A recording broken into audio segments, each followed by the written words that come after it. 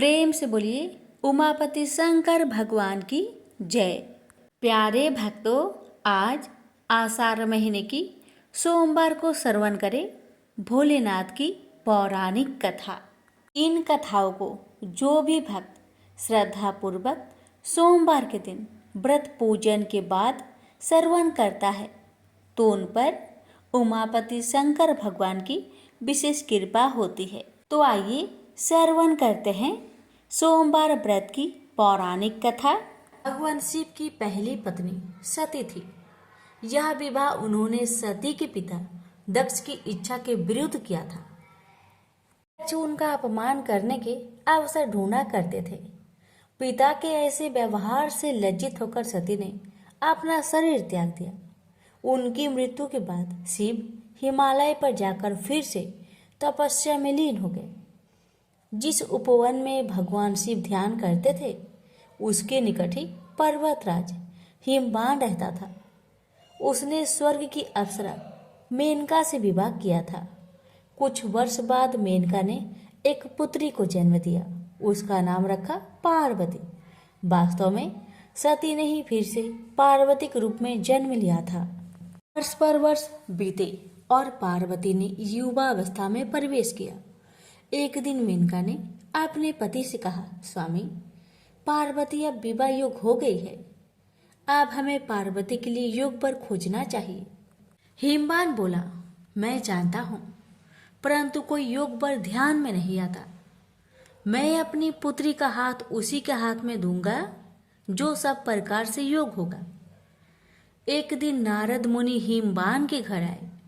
जब उन्होंने पार्वती को देखा तो हिमवान से बोले, हिम, तुम्हारी पुत्री के भाग्य में तो भगवान शिव से विवाह करने का योग है। नारद मुनि की बात सुनकर हिमवान सोचने लगा, शिव के पास मैं कैसे जाऊं? उन्होंने अगर अस्वीकार कर दिया तो? सती की मृत्यु के बाद उन्होंने किसी स्त्री का मुख तक नहीं देखा। परंतु मुझे वर खोजने की आवश्यकता नहीं। नारद मुनि की भविष्यवाणी असत्य नहीं होगी। मैं धीरज पूर्वक प्रतीक्षा करूंगा। परंतु एक दिन हिमवान का धीरज टूट गया। उसे एक विचार सूझा। वह मेनका से बोला, मैं पार्वती को शिव की सेवा करने भेजता हूँ। वो उसके रूप और गुण के प्रति आकर्षित जरूर होंगे। मेनका बोली, विचार तो बहुत उत्तम है। हिमवान ने पार्वती को अपने पास बुलवाया और कहा, बेटी, भगवान शिव उस उपवन में तपस्या कर रहे हैं। तुम अपनी सहेलियों के साथ जाकर उनकी सेवा किया करो। पार्वती बोली, अवश्य पिताजी, हमने अनेक बार उन्हें देखा है। पार्वती और उनकी दो सहेलियों को लेकर हिमवान शिव के पास गए और उनसे निवेदन किया, हे भगवान, आपके पास पूजा अर्चना की तैयारी करने वाला कोई नहीं है। मेरी पुत्री यह सेवा कर सकती है। हिमवान की बात सुनकर शिव सोचने लगे, कन्याएं भले ही सेवा करे। जो व्यक्ति संसार से वैराग्य ले चुका है उसे इनसे कोई व्याघात नहीं पहुंचेगा। यह सोचकर वे हिमवान से बोले, तुम्हारे इस प्रस्ताव के लिए मैं तुम्हारा आभारी हूँ। कन्याएं मेरी इच्छा अनुसार सेवा कर सकती है। शिव का प्रस्ताव सुनकर हिमवान बहुत प्रसन्न हुआ और कन्याओं को वहां छोड़कर चला आया। पार्वती शिव की सेवा करने लगी।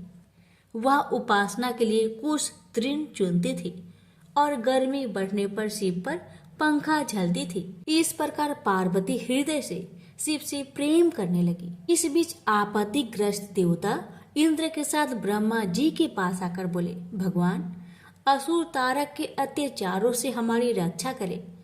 उसने स्वर्ग पर अधिकार कर लिया है और लोगों में हाहाकार मचा हुआ है। उसे प्रसन्न करने के लिए हमने उसे उपहार भी भेजे, परंतु हम जितना ही उसे प्रसन्न करने का प्रयत्न करते हैं उतनी ही उसकी कुधृष्टता बढ़ती जाती है। हमारी आपसे प्रार्थना है कि हमें कोई ऐसा नेता प्रदान कीजिए जो हमें उसके अत्याचारों से त्राण दिलाए। ब्रह्मा जी असहाय होकर बोले, प्रिय पुत्रों, मैं चाहते हुए भी तुम्हारी सहायता नहीं कर सकता। तारक को मैंने एक बार वरदान दिया था, उसी से वह इतना बलवान हो गया है। मैं भी उसका नाश नहीं कर सकता। परंतु एक उपाय है। शिव का पार्वती से विवाह विधि का विधान है। तुम जाओ और शिव पार्वती की सुंदरता का भान कराओ। शिव और पार्वती का जो पुत्र होगा वही तुम्हारा नेता बनकर तारक का वध करेगा। ब्रह्मा जी की बात सुनकर देवराज इंद्र सीधे प्रेम के देवता काम के पास पहुंचे और बोले, कामदेव, मैं तुम्हारे पास एक आवश्यक काम से आया हूं। तुम शिव पर अपना जादू चलाओ ताकि वे पार्वती से विवाह कर ले। इंद्र की आज्ञा पाकर कामदेव अपनी पत्नी रति के साथ शिव के कुंज में पहुंचे। वहां शिव को देखा तो उनका साहस छूट गया। उसी समय पार्वती वहां से निकली तो कामदेव का फिर से साहस बंधा। पार्वती ने नतमस्तक होकर कुछ पुष्प शिव के सम्मुख रखे। यह देख शिव बोले, तुम्हें ऐसा पति मिले जो बस केवल तुमसे ही प्रेम करने वाला हो। शिव की बात सुनकर पार्वती सोचने लगी, शिव का वचन कभी मिथ्या नहीं होगा। मैं कितनी भाग्यशाली हूँ। यह सोचकर पार्वती शिव के गले में माला पहनाने ही वाली थी, तभी कामदेव का बाण निशाने पर लगा।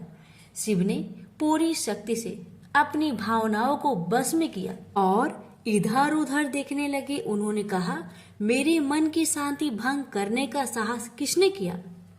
तभी उनकी दृष्टि कामदेव पर पड़ी। उस दृष्टि मात्र से कामदेव जलकर राख हो गए। यह देख रति मूर्छित हो गई। शिव पार्वती की ओर आंख उठाए बिना ही कुंज में चले गए। यह देख पार्वती शोक और लज्जा से बेहाल हो उठी और उदास मन से अपने घर लौट गई।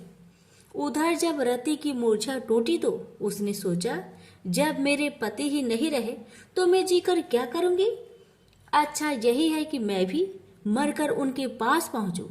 वह यह सोच ही रही थी कि तभी आकाशवाणी हुई, जीवन मत त्याग। पार्वती तपस्या करके शिव को वर के रूप में पाएगी और उनके विवाह के दिन तेरा पति पूर्ण जीवित होकर फिर से तुझे मिलेगा। आकाशवाणी सुनकर रति को ढढ़स बंधा और वह उस दिन की प्रतीक्षा करने लगी। उधर शिव के व्यवहार से पार्वती को बहुत दुख हुआ, परंतु उसके प्रेम में कमी नहीं आई। वह सोचने लगी, मेरा सौंदर्य उन्हें आकर्षित नहीं कर सका, परंतु मैं हार नहीं मानूंगी। सौंदर्य से नहीं तो मैं अपनी तपस्या और भक्ति से उन्हें प्राप्त करूंगी। यह सोचकर उसने अपना निर्णय अपने माता पिता को बताया। पार्वती के निर्णय के आगे माता पिता को झुकना पड़ा और उसे आशीर्वाद देकर विदा किया। सुंदर वस्त्रों तथा आभूषणों का त्याग करके पार्वती कुंज में तपस्या करने बैठ गई।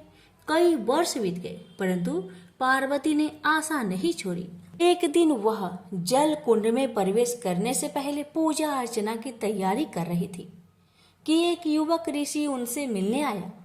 उसने पार्वती से कहा, तुम्हारा यह सुकुमार शरीर कैसे ये कठिन कर्म करता है जो तुम्हारी आत्मा उसे करवा रही है? तुमने संसार को दिखा दिया है कि सुंदरता और पवित्रता एक दूसरे को नष्ट करने के लिए नहीं है। तुम्हारे आचरण ने तुम्हारे पिता के गौरव को और बढ़ाया है। सुकुमारी, तुमने यह कठिन तपस्या का व्रत क्यों लिया है? घर लौट जाओ। सुकुमारी, तुम तपस्या त्याग दो। जो सिद्धियां मैंने प्राप्त की है उनमें से आधी मैं तुम्हें दूंगा, लेकिन कृपया तपस्या का कारण बता दो। पार्वती ने अपनी सखी से कारण बताने को कहा तो सखी ने कहा, मेरी सखी पार्वती ने शिव का प्रेम जीतने का निश्चय किया है। अपने सौंदर्य से तो यह उन्हें नहीं रिझा सके, अतः तपस्या और त्याग का सहारा लिया है। सखी की बात सुनकर ऋषि ने पार्वती से कहा, क्या यह सत्य है या तुम्हारी सखी हंसी कर रही है? पार्वती बोली, यह सत्य है ऋषिवर। मैं शिव की पूजा करती हूँ। मुझे विश्वास है तपस्या और भक्ति से एक दिन में उनका प्रेम प्राप्त करने में सफल हो जाऊंगी। ऋषि ने कहा, ओह, तो ये बात है। मैं शिव को जानता हूँ। वह तो अपने सारे शरीर पर भस्म रमाए रहता है, आग उससे लिपटे रहते हैं, चर्म धारण करता है। तुम्हारी जैसी सुंदर युवती कैसे उसकी पत्नी हो सकती है? वह निर्धन है, अघोर है। यह सारा संसार जानता है वह तुम्हारे योग नहीं है। उसका विचार त्याग दो और कोई दूसरा व्यक्ति चुन लो। ऋषि की बातें सुनकर पार्वती क्रोधित होकर बोली, चुप रहो। महान आत्मा को महान आत्मा ही पहचान सकती है। नीच प्राणी उच्च विचारों को समझ नहीं सकता। तुम्हारा वचन तुम्हारी दुर्भावनाओं का सूचक है। शिव दिखावे से नहीं प्रभावित होते हैं, न किसी को प्रभावित करते हैं। वे अघोर है, निर्धन है, चर्म धारण करते हैं। उनके शरीर से सर्प लिपटे रहते हैं। तो क्या हुआ, वो मेरे मनोनीत देवता है। उनमें चाहे दुर्बलताएं अधिक हो और गुण कम, फिर भी मैं उन्हें चाहती हूँ। पार्वती की सहेलियां यह सुनकर चकित रह गई। पार्वती उनसे बोली, प्रिय सखी, इनसे कहो कि चले जाए, क्योंकि इन्होंने अपने हृदय को ऐसे विचारों से कुलुषित कर रखा है। बुरी बात कहना पाप है, तुरंत उसे सुनना भी और भी बड़ा पाप है। चलो हम चले। क्रोध से भरकर पार्वती जैसे ही चलने को हुई, ऋषि ने जल्दी से आगे बढ़कर उसका मार्ग रोक लिया। देखकर पार्वती आश्चर्य हो गई। वह ऋषि और कोई नहीं, स्वयं भगवान शिव थे। वे पार्वती से बोले, सुकुमारी, तुम्हारी तपस्या और भक्ति ने मुझे जीत लिया है। मैं तुम्हारे सामने विनीत हूँ, तुम्हारा दास हूँ। किंतु कर्तव्य परायणा पार्वती शिव को छोड़ अपनी सखी के पास जाकर बोली, सखी, इनसे कहो कि मेरे पिताजी से विवाह का प्रस्ताव करना होगा। सखी की यह कह देने पर पार्वती शिव के पास आई। शिव बोले, मैं इसमें तनिक भी देर नहीं करूंगा प्रिय। यह अवशासन पाकर पार्वती अपनी सहेलियों के साथ घर लौट आई। शिव ने सप्त ऋषियों को बुलवाकर उनसे कहा, ब्रह्मा ने देवताओं को वचन दिया है, मेरा ही पुत्र तारक का वध करेगा। इस वचन को पूरा करने के लिए मुझे पार्वती से विवाह करना है। जाकर हिमवान से विवाह का प्रस्ताव करो। प्रस्ताव सुनकर हिमवान अत्यंत प्रसन्न हुआ और उसने विधि पूर्वक शिव पार्वती की विवाह कर दिया। विवाह संस्कार के बाद देवता शिव के पास आकर बोले, भगवान, हमारा आपसे आग्रह है कि रति को फिर से उसका पति मिलना चाहिए। अपनी प्रिय वधू का ध्यान करके प्रेम के देवता कामदेव तथा उनकी शोकाकुल पत्नी पर कृपा कीजिए। अवश्य, अब तो मैं भी उसी कामदेव का दास हूं। कई वर्ष बीत गए। शिव अपनी पत्नी के प्रेम में डूबे हुए थे। तब इंद्र ने अग्नि को शिव के पास भेजा। अग्निदेव शिव के पास गए और उनसे विनती की, भगवान, मैं आपको देवताओं की आवश्यकता का स्मरण कराने आया हूँ। शिव ने अग्निदेव के हाथ में एक बीज रखा और बोले, इस बीज को पकने पर एक बालक का जन्म होगा, वही तुम्हारा सेनापति होगा। अग्निदेव बीज लेकर वहां से चले गए, परंतु वह बीज इतना गर्म था, उसे पकड़े रहना बहुत कठिन था। इंद्र के पास पहुंचते पहुंचते अग्निदेव का शरीर पीड़ा से पीला पड़ गया। वह इंद्र से बोले, बीज मेरे पास है, परंतु उसे संभालना असंभव है। अग्निदेव की दशा देखकर इंद्र दुखी होकर बोले, तुम इसे गंगा के पास ले जाओ, वह तुम्हें ठंडक पहुंचाएगी और इसे संभालेगी। अग्निदेव गंगा के पास गए। जब उन्होंने बीज को लेकर उसमें डुबकी लगाई तो उसमें उफान आने लगा और वह उबलने लगी। तब बीज किनारे पर जा गिरा। उसी समय स्वर्ग की 6 अप्सराएं गंगा में स्नान करने आई। उन्होंने बीज को उठाकर सर घास में रख दिया। बीज तब तक पक चुका था और उसमें से कार्तिकेय प्रकट हुए। आश्चर्यचकित अप्सराएं बोली, इसे हम अपने साथ ले जाएंगे। पहले पहले हमने ही देखा है। फिर गंगा स्त्री का रूप धारण कर बाहर आई और अग्निदेव भी वहां आए। गंगा बोली, इसे मैं ले जाऊंगी, मैंने इसे जन्म दिया है।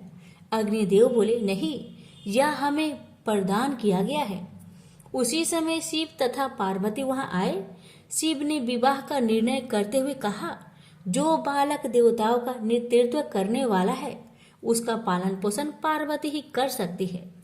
पार्वती ने प्रेम से बालक को उठाकर छाती से लगा लिया। फिर वे कैलाश पर्वत पर लौट आई। समय बीतने के साथ कार्तिकेय बड़ा हुआ। उसके नेतृत्व में देवताओं और तारक के बीच भीषण युद्ध हुआ। कार्तिकेय ने उसे मार डाला। स्वर्ग का सिंहासन फिर से इंद्र को मिला और स्वर्ग में फिर से सुख शांति का साम्राज्य प्रस्थापित हुआ। प्रेम से बोलिए हर हर महादेव। माता पार्वती की जय। समुद्र के निकटवर्ती प्रदेश में एक बांसकल नामक ग्राम है, जहाँ वैदिक धर्म से विमुख महापापी द्विज निवास करते हैं। वे सब के सब बड़े दुष्ट हैं।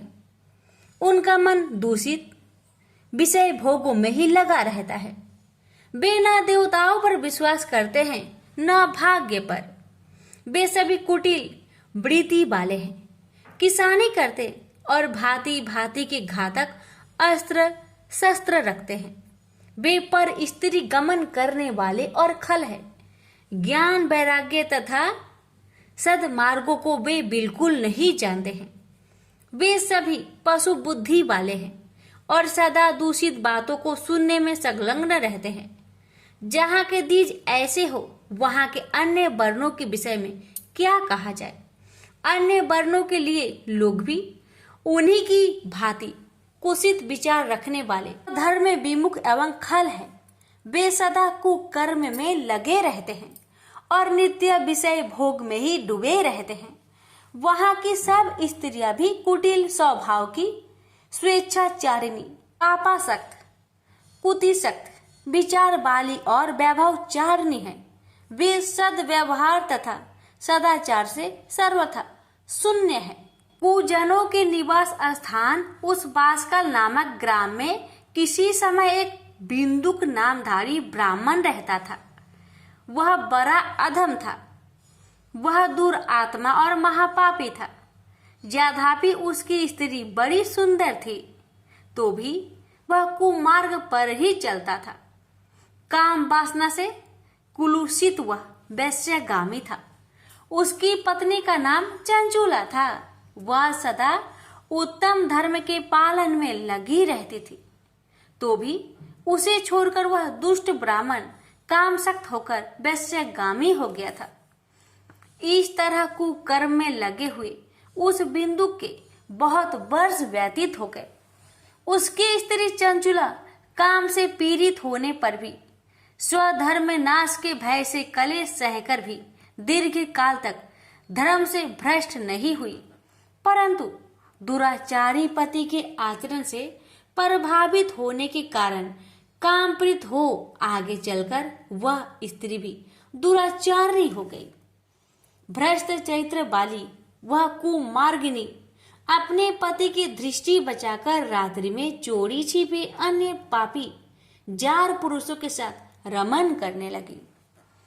हे मुने, एक बार उस ब्राह्मण ने अपनी उस दुराचारिणी पत्नी चंचुला को कामासक्त हो परम पुरुष के साथ रात्रि में संग गरगत करते देख लिया। उस दुष्ट तथा दुराचार में आसक्त मान वाली पत्नी को रात्रि में पुरुष के साथ व्यभिचारत देखकर क्रोध पूर्वक वेग से दौड़ा। उस दुष्ट बिंदु को घर में आया जानकर वह कपटी व्यभिचारी तेजी से भाग गया। तब वह दुष्ट आत्मा बिंदुक अपनी पत्नी को पकड़कर उसे डांटता हुआ मुक्कों से बार बार पीटने लगा। वह व्यभिचारिणी दुष्टा नारी चंचुला पीटी जाने पर कुपित होकर निर्भयता पूर्वक अपने दुष्ट पति बिंदुक से कहने लगी। चंचुला बोली, मुझ पति प्रायणा युवती पत्नी छोड़कर आप कुबुद्धिवश प्रतिदिन वेश्या के साथ इच्छा अनुसार रमन करते हैं। ये बताइए कि रूपवती तथा कामशक्त चित्त वाली मुझ युवती की पति संग सर्ग के बिना क्या गति होती होगी। मैं अत्यंत सुंदर हूँ तथा नव युवन से उत्पन्न हूँ। आपके संग गर्ग के बिना व्यथित चित्त वाली में कामजन्य दुख को कैसे सह सकती हूँ। उस स्त्री के इस प्रकार कहने पर वह मूर्ख बुद्धि मूर्ख ब्राह्मण धर्मी विमुख दुष्ट पापी बिंदु कहने लगा, काम से व्याकुल चित होकर तुमने यह सत्य ही कहा है। हे प्रिय, तुम भय त्याग दो और जो मैं तुमसे हित की बात कहता हूँ उसे सुनो। तुम निर्भय होकर नित्य पुरुष के साथ संसर्ग करो, उसे संतुष्ट करके उनसे धन खींचो। सारा धन वैश्य के प्रति आसक्त मान वाले मुझको दे दिया करो। इससे तुम्हारा और मेरा दोनों का ही सर्वथा सिद्ध हो जाएगा। पति का यह वचन सुनकर उसकी पत्नी चंचुला ने प्रसन्न होकर उसकी बात मान ली। उन दोनों दुराचारी पति पत्नी इस प्रकार समझौता कर लिया तथा वे दोनों निर्भय चित्त से कुकर्म में लीन हो गए। इस तरह दुराचार में डूबे हुए उन मूर्ख चित्त वाले पति पत्नी का बहुत सा समय व्यर्थ बीत गया। तदंतर शूद्र जातीय वैश्य का पति बना हुआ वह दूषित बुद्धि वाला दुष्ट ब्राह्मण बिंदु समयानुसार मृत्यु को प्राप्त हो नरक में जा पड़ा। बहुत दिनों तक नरक के दुख भोगकर वह मूर्ख बुद्धि पापी विंध्य पर्वत पर भयंकर पिचास हुआ। इधर उस दुराचारी पति बिंदु के मर जाने पर वह मूर्ख हृदय चंचुला बहुत समय तक पुत्र के साथ अपने घर में ही रही। इस प्रकार प्रेम पूर्वक कामसक्त होकर जारों के साथ विहार करती हुई उस चंचुला नामक स्त्री का कुछ यौवन समय के साथ ढलने लगा। एक दिन देवयोग से किसी पुण्य पर्व के आने पर वह स्त्री भाई बंधुओं के साथ गोकर्ण क्षेत्र में गई। तीर्थ यात्रियों के संग से उसने भी उस समय जाकर किसी तीर्थ के जल में स्नान किया। फिर वह साधारणतया देखने की दृष्टि से बंधुजनों के साथ यत्र तत्र घूमने लगी। घूमती घामती किसी देव मंदिर में उसने एक देवज्ञ ब्राह्मण के मुख से भगवान शिव की परम पवित्र एवं मंगलकारिणी उत्तम पौराणिक कथा सुनी। कथावाचक ब्राह्मण कह रहे थे कि जो स्त्रियां पुरुष के साथ व्यभिचार करती है वे मरने के बाद जब यमलोक में जाती है तब यमराज के दूत उनकी योनि में तपे हुए लोहे का परिघ डालते हैं। पौराणिक ब्राह्मण के मुख से यह वैराग्य बढ़ाने वाली कथा सुनकर चंचुला भय से व्याकुल हो वह कांपने लगी। जब कथा समाप्त हुई और लोग वहां से बाहर चले गए तब वह भयभीत नारी एकांत में शिव पुराण की कथा बाँचने वाले उन ब्राह्मण से कहने लगी। ब्राह्मण, मैं अपने धर्म को नहीं जानती थी, इसलिए मेरे द्वारा बड़ा दुराचार हुआ है। स्वामीन, इसे सुनकर मेरे ऊपर अनुपम कृपा करके आप मेरा उद्धार कीजिए। हे प्रभु, मैंने मूर्ख बुद्धि के कारण घोर पाप किया। कामांध होकर अपनी संपूर्ण युवा अवस्था वैभवचार में बिताई है। आज वैराग्य रस से ओतप्रोत आपके इस प्रवचन को सुनकर मुझे बड़ा भय लग रहा है। मैं कांप उठी हूँ और मुझे इस संसार से वैराग्य हो गया है। मुझ मूर्ख चित्त वाली पापिनी को धिक्कार है। मैं सर्वथा निंदकों के योग हूँ। मैं कुत्सित विषय में फंसी हुई हूँ और अपने धर्म से विमुख हो गई हूँ। थोड़े से सुख के लिए अपने हित का नाश करने वाला तथा भयंकर कष्ट देने वाला घोर पाप मैंने अनजाने में ही कर डाला है। हाय, न जाने किस किस घोर कष्टदायक दुर्गति से मुझे पड़ना पड़ेगा और वहां कौन बुद्धिमान पुरुष कुमार्ग में मन लगाने वाली मुझ पापनी का साथ देगा। मृत्यु काल में उन भयंकर यमदूतों को मैं कैसे देखूंगी जब वे बलपूर्वक मेरे गले में फंदे डालकर मुझे बांधेंगे। तब मैं कैसे धीरज धारण कर सकूंगी।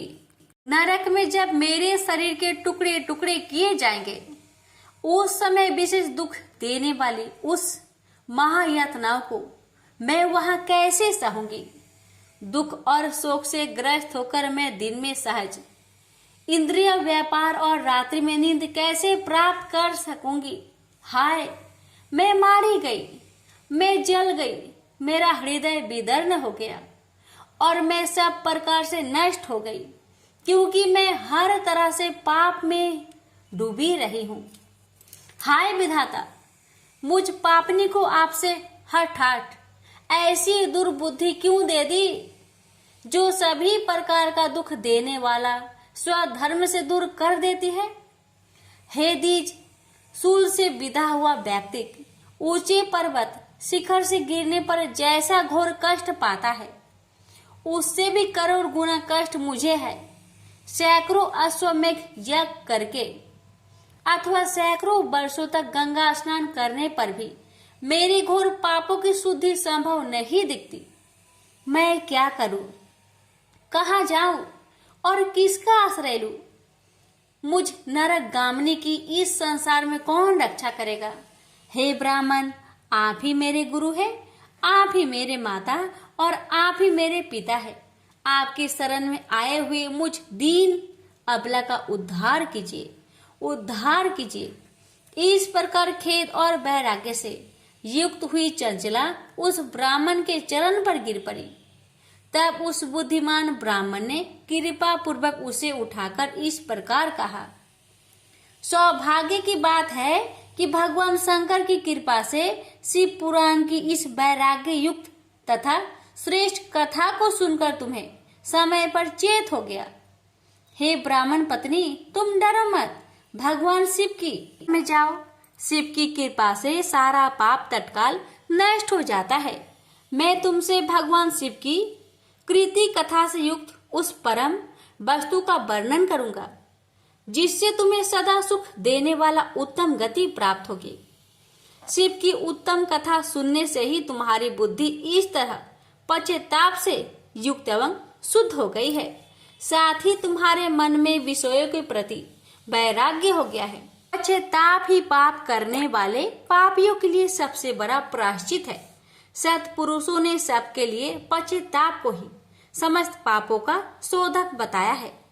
पश्चाताप से ही पापों की शुद्धि होती है।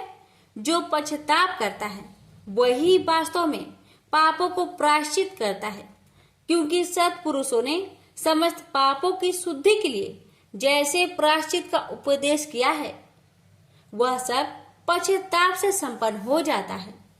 जो पुरुष विधि पूर्वक प्रायश्चित करके निर्भय हो जाता है और अपने कुकर्म के लिए पश्चाताप नहीं करता, उसे प्राय उत्तम गति नहीं प्राप्त होती।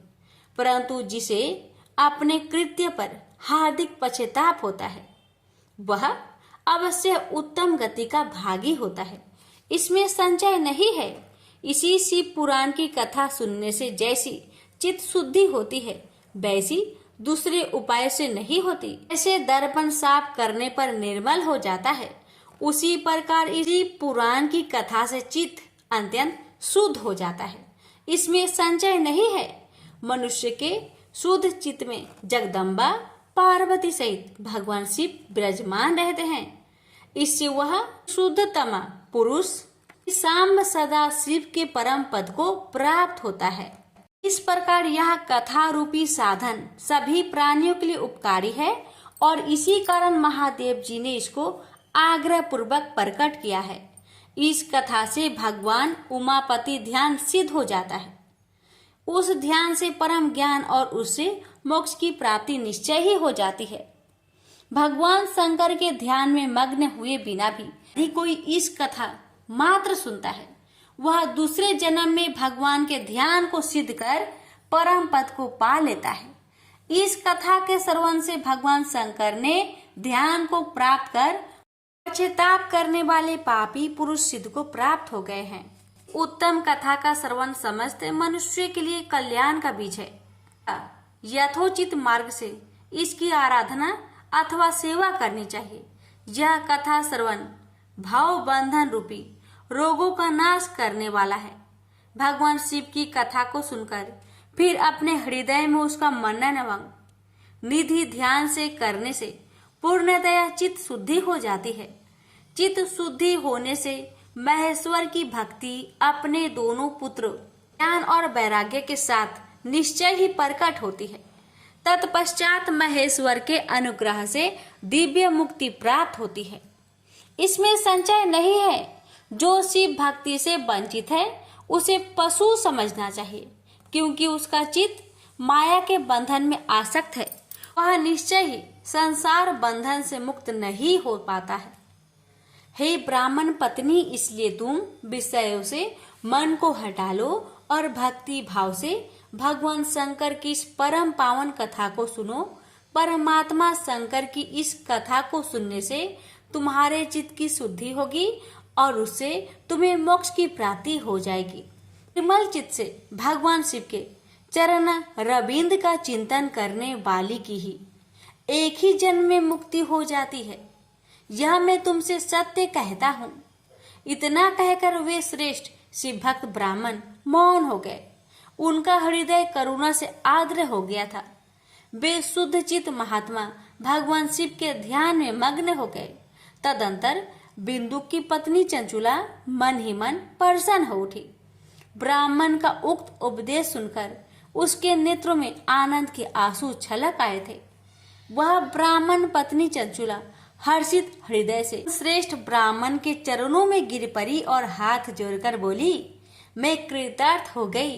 तत्पश्चात उठकर वैराग्य युक्त तथा उत्तम बुद्धि वाली वह स्त्री जो अपने पापों के कारण आतंकित थी, वह महान शिव भक्त ब्राह्मण से हाथ जोड़कर गदगद वाणी में कहने लगी, ब्राह्मण, मैं शिव भक्तों में श्रेष्ठ, हे स्वामिन, आप धन्य हैं, परमार्थदर्शी है और सदा परोपकार में लगे रहते हैं, इसलिए आप श्रेष्ठ साधु तो में प्रशंसा के योग है। हे साधु, मैं नरक के समुद्र में गिर रही हूँ, आप मेरा उद्धार कीजिए, उद्धार कीजिए। पौराणिक अर्थ तत्व से संपन्न जिस सुंदर शिव पुराण की कथा को सुनकर मेरे मन में संपूर्ण विषयों से वैराग्य उत्पन्न हो गया है, इस शिव महापुराण को सुनने के लिए इस समय मेरे मन में बड़ी श्रद्धा हो रही है। ऐसा कहकर हाथ जोड़कर उनका अनुग्रह पाकर चंचुला उस शिव महापुराण की सेवा में तत्पर हो वहां रहने लगी। तदंतर शिव भक्तों में श्रेष्ठ और शुद्ध बुद्धि वाले उन ब्राह्मण देवता ने उसी स्थान पर उस स्त्री को शिव पुराण की उत्तम कथा सुनाई। इस प्रकार उस गोकर्ण नामक महाक्षेत्र में उन्हीं श्रेष्ठ ब्राह्मण से उसने शिव पुराण की वह परम उत्तम कथा सुनी जो भक्ति, ज्ञान और वैराग्य को बढ़ाने वाली तथा मुक्ति देने वाली है। उस परम उत्तम कथा को सुनकर वह ब्राह्मण पत्नी अत्यंत कृतार्थ हो गई। उन सदगुरु की कृपा से उसका चित्त शीघ्र ही शुद्ध हो गया। भगवान शिव के अनुग्रह से उसके हृदय में शिव के गुण रूप का चिंतन होने लगा।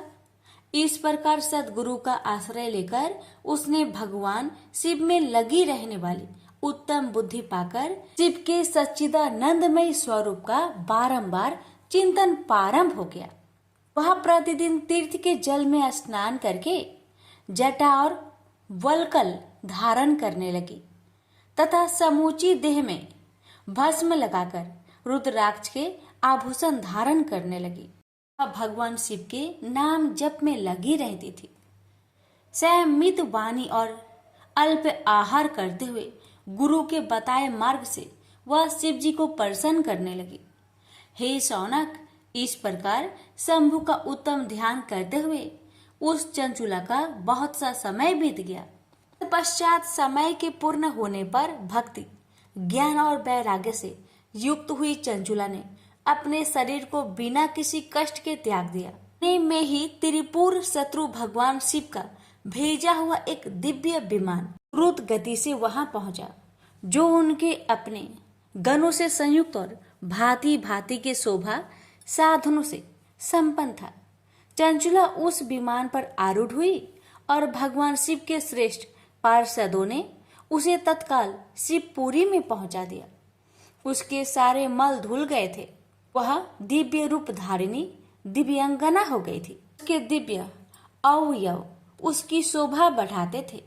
मस्तक पर अर्ध चंद्रमा मुकुट धारण किए वह गौरांगी देवी शोभाशाली दिव्य आभूषणों से विभूषित थी। वहां पहुंचकर उसने त्रिनेत्रधारी महादेव जी को देखा।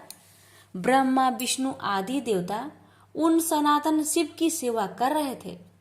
गणेश, भृंगी, नंदीश, वीरभद्रेश्वर आदि गण उत्तम भक्ति के साथ उनकी उपासना कर रहे थे। उनकी अंग कांति करोड़ों सूर्य के समान प्रकाशित हो रही थी। कंठ में नील चिह्न शोभा पा रहा था। उनके 5 मुख थे और प्रत्येक मुख में 3-3 नेत्र थे। मस्तक पर अर्ध चंद्राकार मुकुट शोभा पा रहा था। उन्होंने अपने वाम अंग में गौरी देवी को बैठा रखा था, जो विद्युत पुंज के समान प्रकाशित थी। गौरीपति महादेव जी की कांति कपूर के समान गौर थी। उन्होंने सभी अलंकार धारण कर रखे थे। उनका सारा शरीर श्वेत भस्म में भसित था। शरीर पर श्वेत वस्त्र शोभा पा रहे थे। वे अत्यंत उज्जवल वर्ण के थे। इस प्रकार परम उज्जवल भगवान शंकर का दर्शन करके वह ब्राह्मण पत्नी चंचुला बहुत प्रसन्न हुई। अत्यंत प्रीति युक्त होकर उसने बड़ी तावली के साथ भगवान को बारंबार प्रणाम किया। फिर हाथ जोड़कर वह बड़े प्रेम, आनंद और संतोष से युक्त विनीत भाव से खड़ी हो गई। उसके नेत्र से आनंद अश्रुओं की अविरल धारा बहने लगी तथा संपूर्ण शरीर में रोमांच हो गया। उस समय भगवती पार्वती और भगवान शंकर ने उसे बड़े करुणा के साथ अपने पास बुलाया और सौम्य दृष्टि से उसकी ओर देखा। पार्वती जी ने तो दिव्य रूप धारिणी बिंदु प्रिया चंचुला को प्रेम पूर्वक अपनी सखी बना लिया। उस परमानंद घन ज्योति स्वरूप सनातन धाम में अविचल निवास पाकर दिव्य सुख से संपन्न हो अक्षय सुख का अनुभव करने लगी। एक दिन परमानंद में निमग्न हुई चंचुला ने उमा देवी के पास जाकर प्रणाम किया और दोनों हाथ जोड़कर वह उनकी स्तुति करने लगी। हे गिरिजा नंदिनी, हे स्कंद माता, मनुष्यों ने सदा आपकी सेवा की है। समस्त सुखों को देने वाली हे शंभु प्रिय, हे ब्रह्म रूपिणी, आप विष्णु और ब्रह्मा आदि देवताओं द्वारा सेव्य हैं। आप ही सगुना और निर्गुणा भी है तथा आप ही सूक्ष्म सच्चिदानंद स्वरूपिणी आद्य प्रकृतिक है। आप ही संसार की सृष्टि, पालन और संहार करने वाली है। तीनों गुणों का आश्रय भी आप ही है। ब्रह्मा, विष्णु और महेश्वर, इन तीनों देवताओं का आवास स्थान तथा उनकी उत्तम प्रतिष्ठा करने वाली परम शक्ति आप ही है। सदगति प्राप्त हो चुकी थी वह चंचुला इस प्रकार महेश्वरी पत्नी उमा की स्तुति करके सिर झुकाए चुप हो गई। उसके नेत्रों में प्रेम के आंसू उमड़ आए थे। वह करुणा से भरी हुई शंकर प्रिया भक्त वत्सला पार्वती देवी चंचुला के संबोधित करके बड़े प्रेम से इस प्रकार कहने लगी। हे सखी चंचुले, हे सुंदरी, मैं तुम्हारी की हुई इस स्तुति से बहुत प्रसन्न हूँ। बोलो, क्या वर मांगती हो? तुम्हारे लिए कुछ भी आदेय नहीं है। पार्वती जी के इस प्रकार कहने पर चंचुला उन्हें प्रणाम करके दोनों हाथ जोड़कर नतमस्तक हो प्रेम पूर्वक पूछने लगी। हे निष्पाप गिरिजा कुमारी, मेरे पति बिंदु इस समय कहाँ है? उनकी कैसी गति हुई है यह मैं नहीं जानती। कल्याणमयी दीन वत्सले, मैं अपने उन पति देव से जिस प्रकार संयुक्त हो सकूं कृपा करके वैसा ही उपाय कीजिए। हे महेश्वरी, हे महादेवी, मेरे पति एक क्षुद्र जातीय वैश्या के प्रति आसक्त थे और पाप में डूबे रहते थे। उनकी मृत्यु मुझसे ही पहले हो गई थी। वे न जाने किस गति को प्राप्त हुए हैं। चंचुला का यह वचन सुनकर नीति वत्सला हिमालय पुत्री देवी पार्वती ने अत्यंत प्रेम पूर्वक यह उत्तर दिया। हे सुते, तुम्हारा बिंदुक नाम वाला पति बड़ा पापी था। उसका अंतकरण बड़ा ही दूषित था। वैश्या का उपभोग करने वाला वह महामूर्ख मरने के बाद नरक में पड़ा। अनगिनत वर्षों तक नरक में नाना प्रकार के दुख भोगकर वह परमात्मा अपने शेष पाप को भोगने के लिए विंध्य पर्वत पर पिचास हुआ है। इस समय वह पिचास की अवस्था में ही है और नाना प्रकार के कलेश उठा रहा है। वह दुष्ट वही वायु पीकर रहता है और सदा सब प्रकार के कष्ट सहता है। गौरी देवी का यह बात सुनकर उत्तम व्रत का पालन करने वाली वह चंचुला उस समय पति के महान दुखों से दुखी हो गई। फिर मन को स्थिर करके उस ब्राह्मण पत्नी ने व्यथित हृदय से महेश्वरी को प्रणाम करके पुनः पूछा। महेश्वरी, हे महादेवी, मुझ पर कृपा कीजिए और दूषित कर्म करने वाले मेरे उस दुष्ट पति का आप उद्धार कर दीजिए। हे देवी, कुत्सित बुद्धि वाले मेरे उस परमात्मा पति को किस उपाय से उत्तम गति प्राप्त हो सकती है, यह शीघ्र बताइए। आपको नमस्कार है। उसकी यह बात सुनकर भक्त वत्सला पार्वती जी अपनी सखी चंचुला से प्रसन्न होकर ऐसा कहने लगी, तुम्हारा पति यदि शिव पुराण की पुण्यमयी उत्तम कथा सुने तो सारी दुर्गति को पार करके वह उत्तम गति का भागी हो सकता है।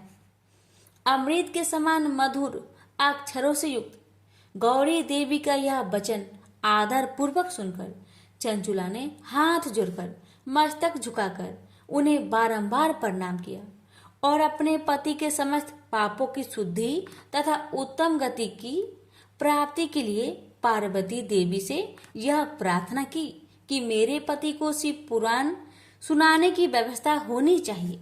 तो ब्राह्मण पत्नी के बारंबार प्रार्थना करने पर शिव प्रिया गौरी देवी को बड़ी दया आई। उस भक्त वत्सला महेश्वरी गिरिजा कुमारी ने भगवान शिव की उत्तम कृति का गान करने वाले गंधर्वराज तुमरु को बुलाकर उनसे प्रसन्नता पूर्वक इस प्रकार कहा। गिरिजा बोली, मेरी मन की बातों को जानकर मेरे अभिष्ट कार्य को सिद्ध करने वाले तथा शिव में प्रीति रखने वाले हे तुमरु, मैं तुमसे एक बात कहती हूँ, तुम्हारा कल्याण हो। तुम मेरी इस सखी के साथ शीघ्र ही विंध्य पर्वत पर जाओ। वहाँ एक महाघोर और भयंकर पिशाच रहता है। उसका वृत्तांत तुम आराम से ही सुनो। मैं तुमसे प्रसन्नता पूर्वक सब कुछ बताती हूँ। पूर्व जन्म में वह पिशाच बिंदुक नामक ब्राह्मण था। वह मेरी इस सखी चंचुला का पति था, परंतु वह दुष्ट वैश्यगामी हो गया। स्नान संध्या आदि नित्य कर्म छोड़कर वह अपवित्र रहने लगा। क्रोध के कारण उसकी बुद्धि पर मूर्खता छा गई। कर्तव्य का विवेक नहीं पाता था। अभय भक्षण, सज्जनों से देश और दूषित वस्तुओं का दान लेना, यही उसका स्वाभाविक कर्म बन गया था। वह अस्त्र शस्त्र लेकर हिंसा करता, बाएं हाथ से खाता, दीनों को सताता और क्रूरता पूर्वक पराये घर में आग लगा देता था। चांडालों से प्रेम करता और प्रतिदिन वैश्य के संपर्क में रहता था। वह बड़ा दुष्ट था। उस पापी ने अपनी पत्नी का परित्याग कर दिया था और वह दुष्टों के संग में निरत रहता था। उसने वैश्य के कुसंग से अपने सारे पुण्य नष्ट कर लिए और धन के लोभ से अपनी पत्नी को निर्भय करके व्यभिचारिणी बना डाला। वह मृत्यु पर्यंत दुराचार में ही फंसा रहा। फिर समय आने पर उसकी मृत्यु हो गई। वह पापियों के भोग स्थान घोर यमपुरी में गया और वहां बहुत से नरकों को भोगकर वह दुष्ट आत्मा इस समय विंध्य पर्वत पर पिशाच बना हुआ है। वहीं पर वह दुष्ट पिशाच अपने पापों का फल भोग रहा है। तुम उसके आगे यत्न पूर्वक शिव पुराण की उस दिव्य कथा का प्रवचन करो, जो परम पुण्यमयी तथा समस्त पापों का नाश करने वाली है। उत्तम शिव पुराण की कथा के श्रवण से उसका हृदय शीघ्र ही समस्त पापों से शुद्ध हो जाएगा और वह प्रेत योनि का परित्याग कर देगा। दुर्गति से मुक्त होने पर उस बिंदुक नामक पिशाच को मेरी आज्ञा से विमान पर बैठाकर तुम भगवान शिव के समीप ले आओ। महेश्वरी उमा के इस प्रकार आदेश देने पर गंधर्वराज तुमरु मन ही मन बड़े प्रसन्न हुए और उन्होंने अपने भाग्य की सराहना की। तत्पश्चात उस पिशाच की सती साध्वी पत्नी चंचुला साथ विमान पर बैठकर नारद के प्रिय मित्र तुमरु वेग पूर्वक विंध्याचल पर्वत पर गए, जहां वह पिशाच रहता था। वहां उन्होंने उस पिशाच को देखा। उसका शरीर विशाल था और उसकी ढोड़ी बहुत बड़ी थी। वह कभी हंसता, कभी रोता, कभी उछलता था। उसकी आकृति बड़ी विकराल थी। भगवान शिव की उत्तम कृति का गान करने वाले महाबली तुमरू ने उस अत्यंत भयंकर पिशाच को बलपूर्वक पासों द्वारा बांध लिया। तुमरू ने शिव पुराण की कथा बांचने का निश्चय करके महा उत्सव युक्त स्थान पर मंडप आदि की रचना की। इतने में ही संपूर्ण लोकों में बड़ी वेग से यह प्रचार हो गया कि देवी पार्वती जी की आज्ञा से एक पिशाच का उद्धार करने के उद्देश्य से पुराण की उत्तम कथा सुनाने के लिए तुमरू विंध्या पर्वत पर गए हैं। तो उस कथा को सुनने के लोभ से बहुत से देवता और ऋषि भी शीघ्र ही वहां जा पहुंचे। आदर पूर्वक शिव पुराण सुनने के लिए आए हुए लोगों का उस पर्वत पर बड़ा अद्भुत और कल्याणकारी समाज जुट गया। तत्पश्चात तुमरू ने उस पिशाच को पासों से बांधकर आसन पर बैठाया और हाथों में बीना लेकर गौरीपति की कथा का गान आरंभ किया। महात्म्य सहित पहली अर्थात प्रथम संहिता से लेकर 7वीं संहिता तक शिव पुराण की कथा का उन्होंने स्पष्ट वर्णन किया।